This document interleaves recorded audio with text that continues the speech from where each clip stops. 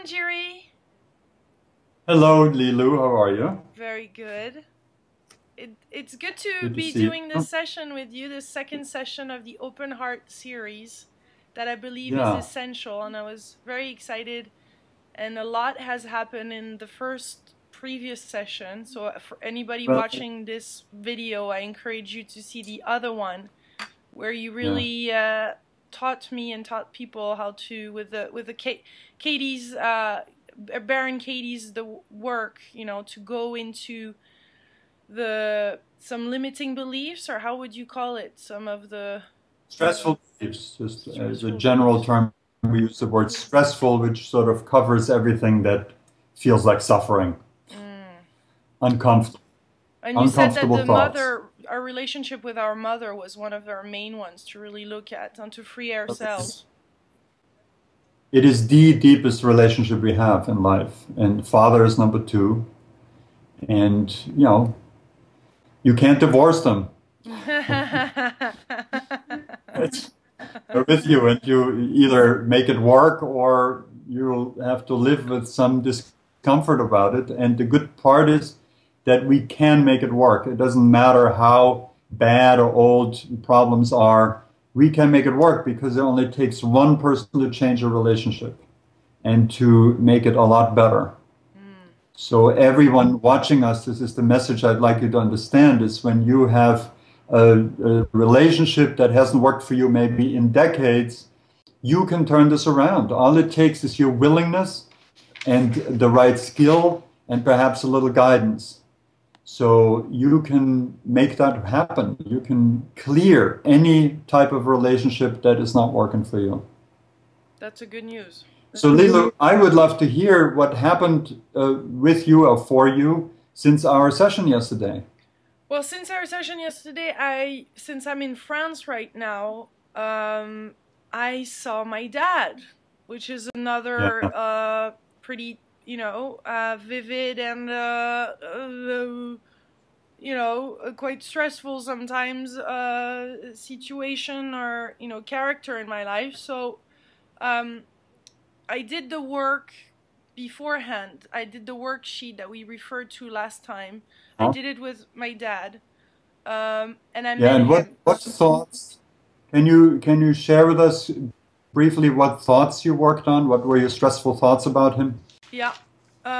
Some of the stressful thoughts that I had is that I felt like he's been selfish and a bad communicator, and ignoring me and not really spending a lot of time with me since the age of 12 years old, really. Um, Mhm. I had distinguished in the past that I had a feeling of him abandoning me after my parents' divorce because he left. He didn't Yeah, physically yeah, abandon me, but that's how it really felt, because he was my sweet yeah. little dad. Very, very close to him. And all of a sudden he wasn't in my life anymore then. Yeah, And since then I had it that he hasn't been a good communicator, and he hasn't been in my life, and that he's been selfish. yeah, right. And what did you find when you inquired into these thoughts? I I saw that I played a role in that, and that I isolated myself from him, that Hmm. I have not included him in many ways, and that he has actually, one of the things I really saw is that how much he supported me for the real things that I love, which is horses and uh and the camera or the interview and all of that, like the really meaningful stuff. He was actually there. And for all Yeah, yeah, my spoiled part and the part that he didn't like, the materialistic part, because I have a spiritual dad and I have a materialistic mom, at least that's how I see it. uh so he has always supported me and been there for me. yeah. Isn't that wonderful to find that out? Yeah. And Yeah. what was You know, wonderful. you know, Lilo, what we say is that forgiveness is when you realize that what you thought happened never did. Mm, You saw him as selfish, as a bad communicator, as someone who doesn't spend enough time with you, someone who ignores you. And through this inquiry, from what you're saying, you found out that to quite an extent, exactly the opposite was really true. He So you doesn't, found, I mean, he doesn't call or, you know, often or anything like that, but when my parents divorced, he went on a 2-year trip around India and around other countries like that, and he was always sending me letters, and I'm the one that chose not to read those letters. I'm the one that chose oh, not, you know, to be part of this journey with him when he wanted me to be part of that. yeah, yeah. So I have pushed him away, I have dismissed him clearly. And what was beautiful today is that I was able to thank him for having supported me when I grew up with my true passions in life. So that felt great because that was the Wonderful. first time I was really acknowledging him for something, like really authentic, and thanking him for that. For his generosity, because I always had it, he's very selfish in that regard. That's wonderful because you did the whole cycle. You looked at your own thoughts. You saw how your own thoughts caused you stress, who you would be without the thoughts, much more clear. And then you turned them around. And not only that, you didn't stop there, which would have just cleared your mind and heart, but then you went and you made amends. You connected with the person. That is so wonderful. That's the magic of the work. I did that. And it was quite easy. Yeah, amazing, isn't it? Yeah, after years of holding on to he's selfish and I'll show him. So I won't read his letters, deserves him right. And this way I was really clear about some other stuff, and I was able to express myself as an adult more with him. Because we were going to embark, he was going to come with me on the Juicy Living tour for a while, and I said this is not the right time at the beginning for you to be there. And I was just, you know, I was just affirming, yet wanting him to be part of that journey, but, you know, being really clear with him what kind of support I needed from him and when, instead of thinking of letting him figure it out, you know. And so it was a real exchange. Excellent. So you were both good communicators Yeah. for a change. For a change. Congratulations.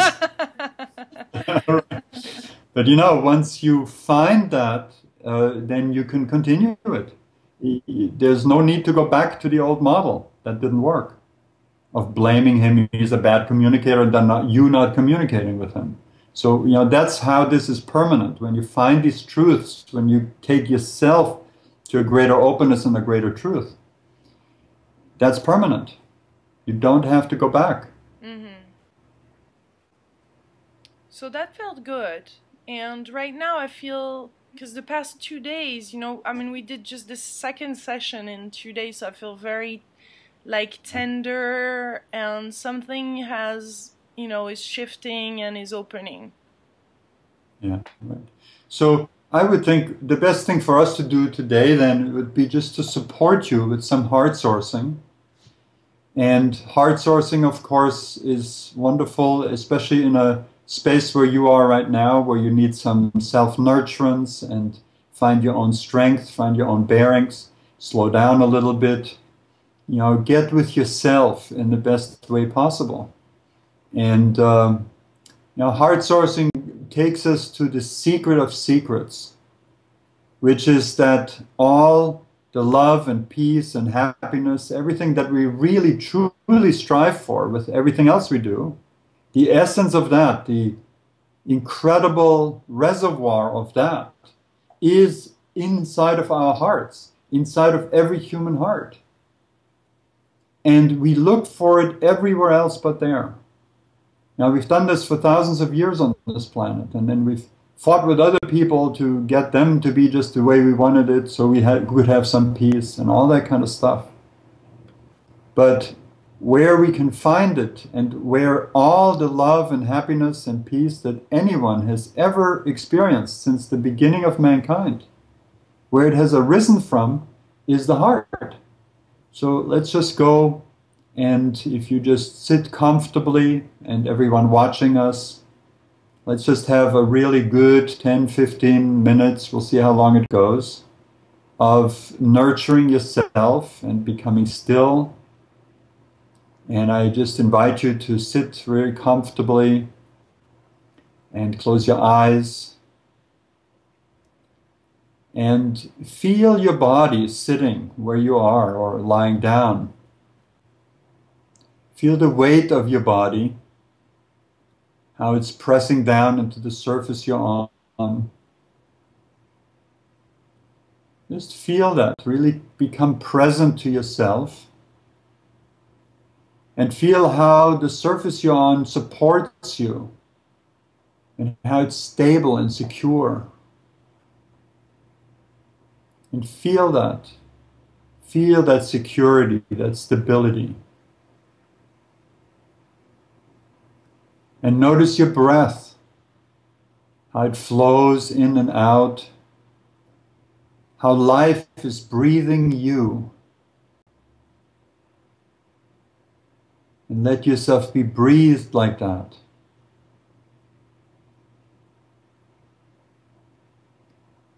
And then direct your attention, gently but firmly, into the heart cave. That place in the very center and core of the chest. And notice what feelings there are. What you can sense as you bring your attention into the innermost part in the middle of the chest. And if there are any tensions or stress there in the chest, then go inside of that. Because often there is stress layered around the heart, but it never really burdens the heart itself, the spiritual heart itself. That heart is the seat of the soul, and the soul is always pure and pristine and free. So if there's any tension, that soul place, that heart center, is interior to that. That's where you find it. So go deeper and deeper inside of you to this place of deep nurturance, this place of wonderful peace that is always present in all of us. We couldn't exist without it. So let yourself relax into that place in the core of the heart. And then you can breathe in and out of that spot. Imagine that your breath is not flowing in and out of your nostrils, but through an opening in that innermost part of the chest. And it brings your attention into that area. And you can feel whatever sensations arise there.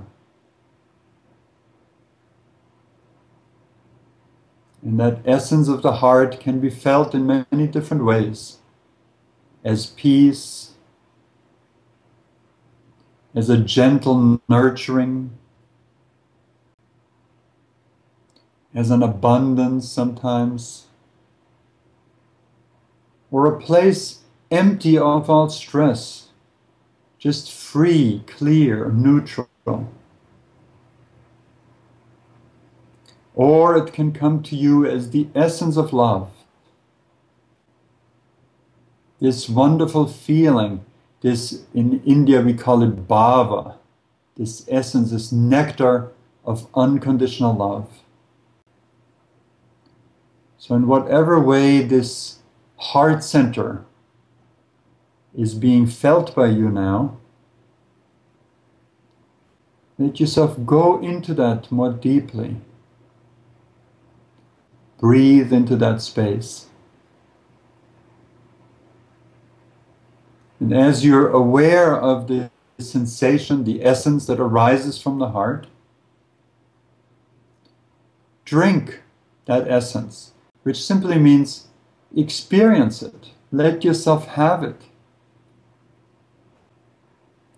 Let that nurturing feeling arise, this peace arise.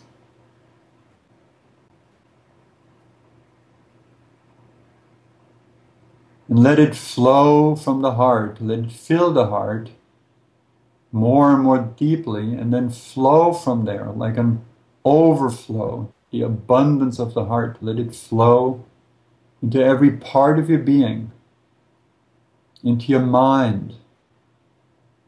Let the mind become more peaceful and at rest. And as the thoughts slow down, it might help you to gain an even stronger focus on the heart. And you can let that heart essence flow into your emotional life.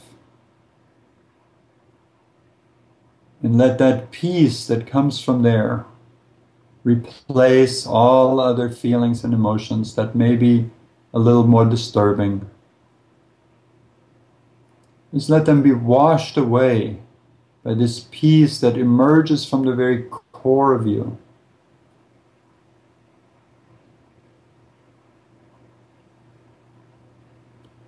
Feel that sensation spread from the heart into every part of you, into every cell of your body. Let yourself be permeated by it.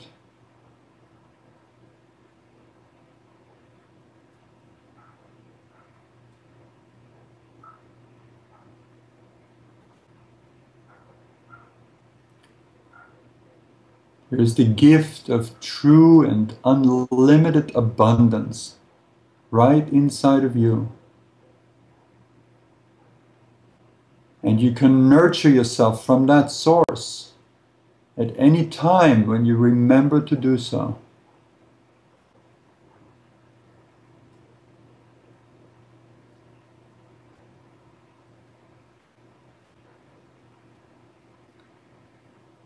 And I invite you to notice that right this moment, you are the giver of love in your heart center. It flows out from there, this abundant, wonderful energy.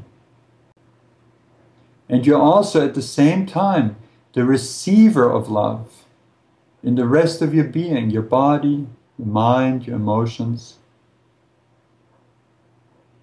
So you are both the giver and receiver of love at one, at the same time within you.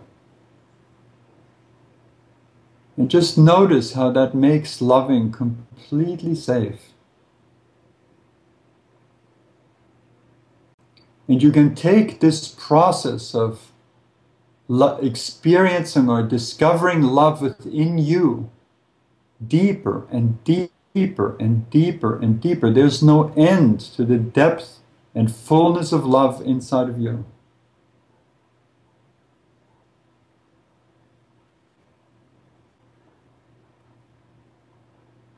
As you become more still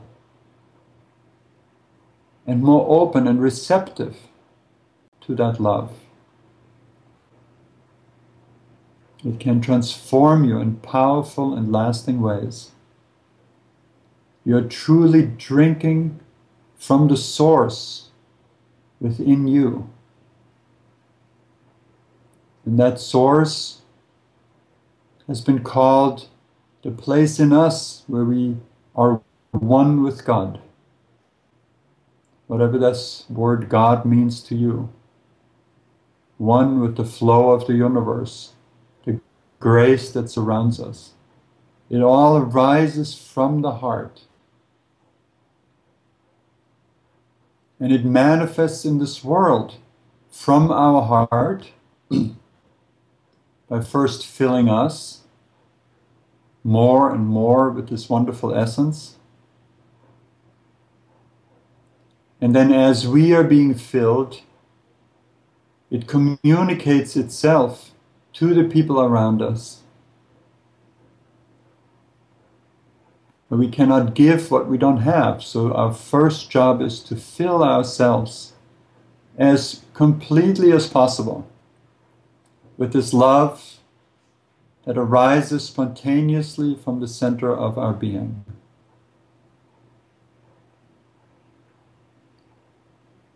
So feel how it is being sent or radiated from your heart into all parts of your being.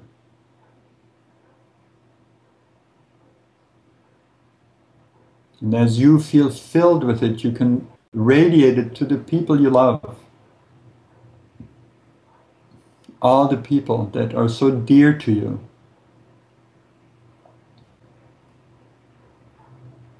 And you can radiate it from them, also from you also, toward the people that you feel neutral about. Just the billions of people around us we don't even know. You can send that loving kindness to them.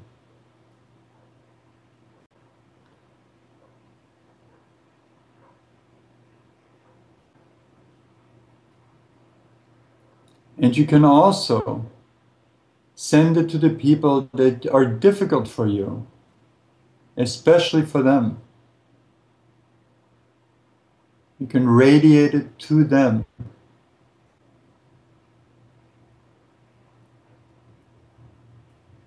It may be a little more difficult. You may find some hesitation there. But why not? You have the absolute abundance of love and peace in you. And the secret is that you get more of that love when you give it away. So give it to you first, and then give it to all the beings in your world.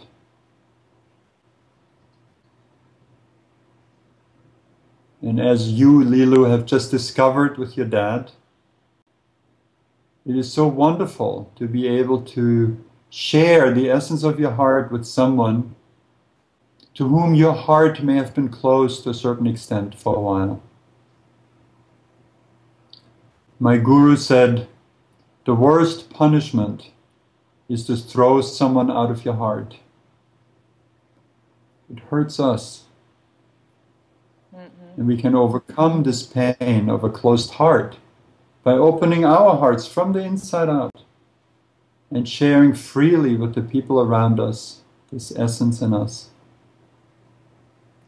So that's how you can nurture yourself at any time you feel like doing so.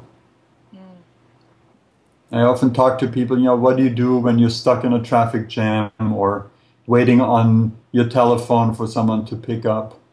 What do we do usually? We grumble or we complain, or we're sort of in some space or other thinking about all the other things we have to do. Not very productive time. Why not take any moment like that and bring your attention to your heart and nurture yourself from the heart? What a great opportunity. So you can bring that into your day many times. And it will strengthen you and show you how to truly free yourself from all you don't need, all that makes you unhappy. Yeah. So how do you feel? I feel pretty relaxed and I want to say filled up, but fulfilled, Yeah. Well, that's the idea. And you don't need anything outside of you for that. But then when you're fulfilled, then you qualify from that inner fullness to have the kind of relationships that you want to have with people. We all think of, the wonderful relationships we want to have. But what are we bringing to those relationships? A hunger for love. In other words, a deficiency. So how good that we meet somebody who's just like us. They also have a deficiency, and then we come together with two deficiencies. This is completely unnecessary. We want to find what we're looking for from the other person. So we become like a leech. Oh, I need this love from you. I need this attention from you. I need this, I need. That's not the condition on which to build a good relationship. And so we need to find inside of us first this fullness, this abundance. And it's just there. We are so abundant as human beings if we just discover it. And then when you enter a relationship with this abundance, well, wonderful. Because the only thing that can happen to you is that you get more abundant. Because as you share that abundance, you share that love, that peace, that happiness with the people around you, that internal well flows more strongly. That's all that can happen. So the more we love, the more we are capable of loving. Yeah, that's why I was in many relationships, and single, because I was not able to give that love. I was Yeah, and it's so wonderful that you just found it with your dad now, because for a woman, for a girl, the father is the model and the primary teacher of how to relate to the opposite sex. And the same is true for little boys with their mothers. So if we can bring peace and fullness and love into that relationship, it's just profoundly informative to the whole of us, right down to a really deep level.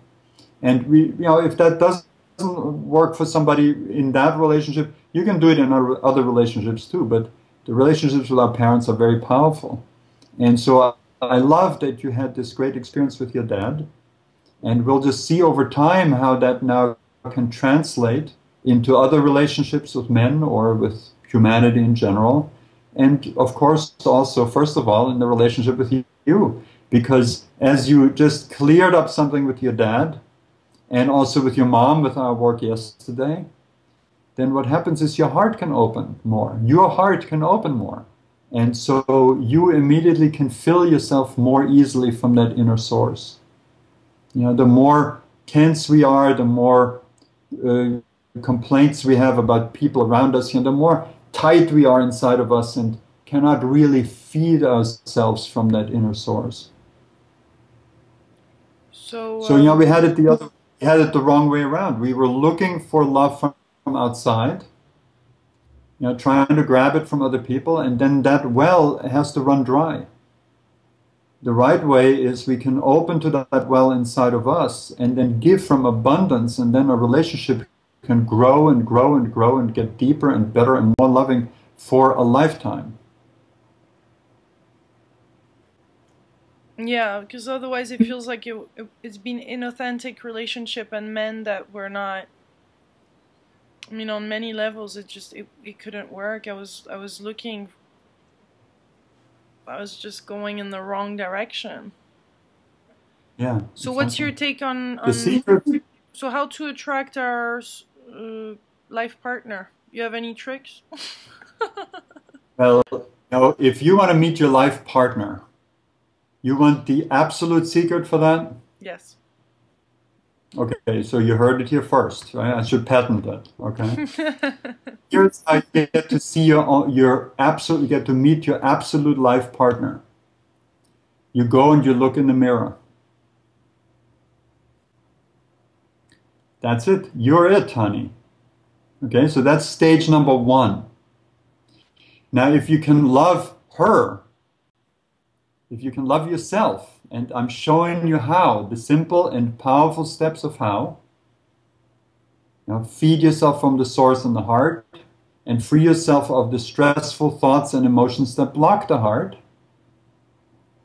Then you become qualified to have the kind of wonderful relationship that you imagine you want to have. So if you want to find someone with whom you can have a really wonderful relationship, well, stage one is that you have to make yourself capable of that relationship. And that means you have to be fulfilled in you to a certain extent. You have to have an open heart. You have to less and less fall prey to your stressful thoughts and emotions, because they will always get in the way within you and within a relationship. So if you become the person capable of the wonderful relationship you want to have, then it will come to you.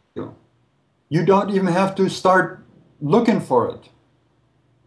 The moment you are ready, and spiritually speaking, the moment you are ready in your spiritual growth, where it is advantageous for you now to practice loving and, you know, being who you are within the context of an intimate relationship, that partner will be there at that moment. That's the way it really works in the world. Mm-hmm. I know this is bad news for the owners of single bars, but because we really don't need to go out looking like hungry ghosts. We need to find the fulfillment inside of us. And as we find that, the relationship that can mirror that will come to us. That makes perfect sense. Yeah. So, you know, we had it backwards. We tried to look for the other person first because we were hungry for love. And then what we had to give to that relationship was that hunger. Mm. Not the love that is already abundantly present inside of us, but we didn't know. So that works for a little while. You know, you can fall into love, you can have a honeymoon period. What does that mean? Honeymoon, sweet month. It doesn't last. It cannot last. What lasts is what you have manifested through the inner work that you have done. And what you bring into a relationship that can be multiplied, of course, by having such a wonderful mirror, another human being who can reflect the fullness of the heart with you. But it all starts in your heart. So then that's intimacy. That's intimacy. Yeah? It needs to start with you. And then you can learn, then you qualify to find out how to live that with another human being, which is sort of the most difficult thing in a way that we can do. But it's only difficult because we have stressful thoughts and emotions and behavior patterns that rule us. The less we have of those, and that's your own work to get free of them, the more easy does it get to be in relationship until it gets to the place where it's just loving. And how hard is that? Oh, that's we've beautiful. all been in that place of just loving. You know, it's absolutely effortless. All you want to do is just do something for your beloved, and your beloved wants to do it for you, and that's total support and total miraculous, you know, this wonder of how we can be with each other. Yeah, because otherwise it's scary, because it seems like more work than anything else, and it's a constant burden. Yeah, and you know, the fear comes from the thought that that you need to get it from him. Yeah. And that he is basically sitting on the spigot, and anytime he can turn it off. And then you'll be starving for love again, right? And it's just totally the wrong approach. Because it doesn't come from him. The presence of the beloved evokes your heart to open. That's true. But when your heart is open because you have trained it to be open, you have removed what closes it, which is all the stressful thoughts and emotions, then there's no danger. Your beloved can go away and you're still fulfilled because you're still at one with yourself. You're still at peace with yourself. You still know that the source of the abundance is here. So there's no longer a threat then in that relationship. You see, when you enter a relationship hungry, there's a threat built into it. Oh my God, he could go away and then I'll feel terrible again.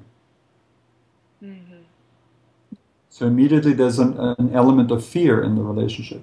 And you can remove that by removing the fear from your life. And being the relationship out of that place of abundance. You can share yourself fully then. And if something happens, like where your partner, for some reason, moves away or finds somebody else, then you can just know that that's entirely a positive thing for you, because somebody even better, imagine that, has to just be waiting for you. So there's no longer a threat. And in that space of love, of course, there will be hardly a reason to leave. Yeah. That's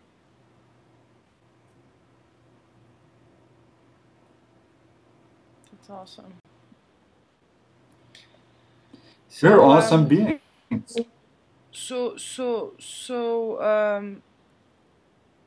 So then, I mean, each story is different, I guess, when we meet the one. Yeah, but the principles are the same, and I'm talking about these principles, you know? Yes, each story is different. The circumstances are different, but our human nature is the same. And, you know, our anatomy is such, our spiritual anatomy is such that in the core of our being is to be found what we're truly looking for in life. That fulfillment, that love, that peace, that happiness. Whenever anyone has experienced it, it has arisen from their heart. And for some strange reason, we're in a spell. We're caught in a spell on this planet that makes us look for it outside where we can never find it in a lasting way. So we need to break through this spell. Yeah. To train ourselves to find it in the source, which is always in us. No, because we get, I think the way we're conditioned or the way we were brought up is that we have, when we meet you know, somebody that we're attracted to, I mean, we confuse everything with everything. We confuse attraction and connection or similar interest. You know, I mean, I'm 33, so anything I can pick up on, you know, that is remotely connecting me with that man, you know, I go with that instead of, you're saying, really trusting, allowing, and just feeling how the heart feels, you know. Well, the reason why you make these allowances, you know, you meet somebody who's not really a good match for you, but you have in the back of your mind thoughts like, well, you know, nobody's going to want me, and there's such and such things are wrong with me, and what else do I have to really hope for? And you're really hungry for love or sex or, you know, relationship or just, you know, not being lonely, you know, all of these things. And so you meet somebody and he's sort of a remotely possible candidate, but certainly not on your A list, right? Yeah. And so you immediately make allowances. Oh yeah, but you know, he's better than not having anybody, right? And I can't tell you how often I've worked with women, especially who are so aware of it, who said to me, you know, I knew he wasn't the right one, but I just thought I didn't have anything else going for myself.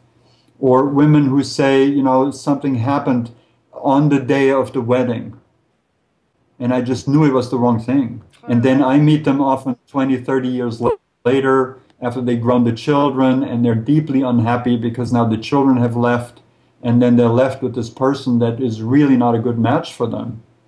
And it comes out of that hunger, out of the way we seek in a way that cannot work. We connect with other people out of deficiency and not out of the fullness of the heart, which we have to discover for ourselves first. And we're talking about how to do it. There's practical steps, there's skills, there's practice that you can do to achieve this state of inner attunement with yourself. And then the whole game changes. And you can train yourself to the point that you can then enter a relationship that truly has a chance to be a happy and deeply fulfilling relationship for the rest of your life, which is not the case in relationships that are basically patterned on lack, on deficiency, on hunger, on wanting it from the other person. And that's unfortunately how the vast majority of relationships function these days. You know, it's inevitable that we get some resentment and we get unhappy. It's inevitable on that level of skill. So we need to first improve our skills and our understanding, practice these skills, and then a whole different life and certainly a whole different kind of relationship becomes possible. Very cool. It's a good news. It's very exciting. We need to hear more of that. Well, I'm game. That's what I do, and that's a wonderful way of life to teach people and help them practice these skills that are just amazing. They're just amazing, and we have skills now that we just never had before. I have studied, as you know, a lot of the wisdom traditions of the world. I have a PhD in psychology, so I've studied all of the spiritual paths and so on, many of them, and they're all wonderful, and there's great richness there. And on top of it, we now have an understanding and a skill set that is new. We're getting it now because humanity is, on one hand, in bad shape, and on the other hand, in the process of really rising to a whole new level of being, a whole new level of relationship with each other. And when you look around, we have to get that because we're armed to the teeth in the old model, this Neanderthal model of lack, of deficiency. That doesn't just create pain inside of our personal lives, it creates the wars in the world. And we are now, of course, burdened with a war machinery that can wipe out life, I don't know how many times over. So we have to gain the skills for relationship, and it starts with each human being. Politics isn't going to put that in place. You are going to put that in place. And you start with you. And then from that fullness in you that you can discover, you can touch every being that you touch in your life. And this is what happens now on this planet millionfold. Millions of people are doing that. And we're getting better and better at it. And that's the true revolution of this day. So, as I'm releasing some of those stressful thoughts, and I'm finding myself in, I guess, new territories or places I've never really been before,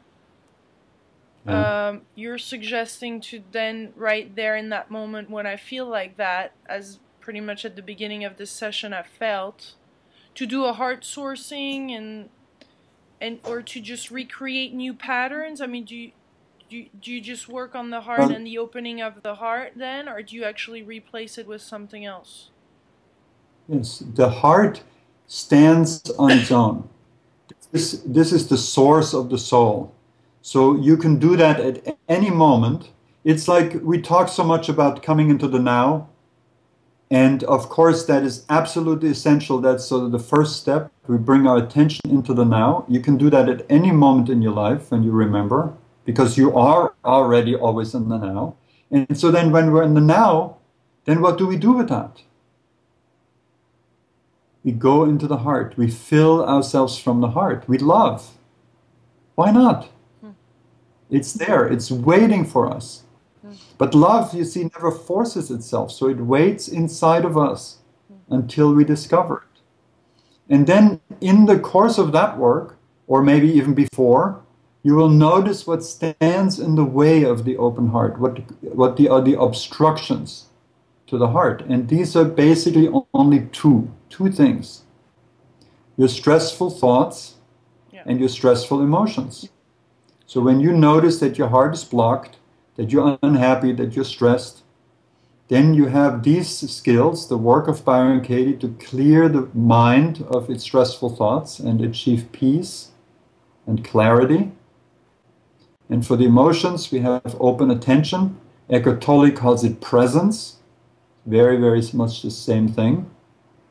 And we can deal with our emotions. So these clouds of emotions that habitually move in, like the cloud of depression moves in, or anxiety, or worry moves in, we can deal with them in a skillful way, where every time you have an occurrence of this kind of emotion, the cloud of it, the habitual cloud of it, becomes less and less and less. And when I meet many people, if they describe their emotions in terms of a cloud, it's like they're living under this black sky of stormy weather, and they haven't seen the sun in God knows how long.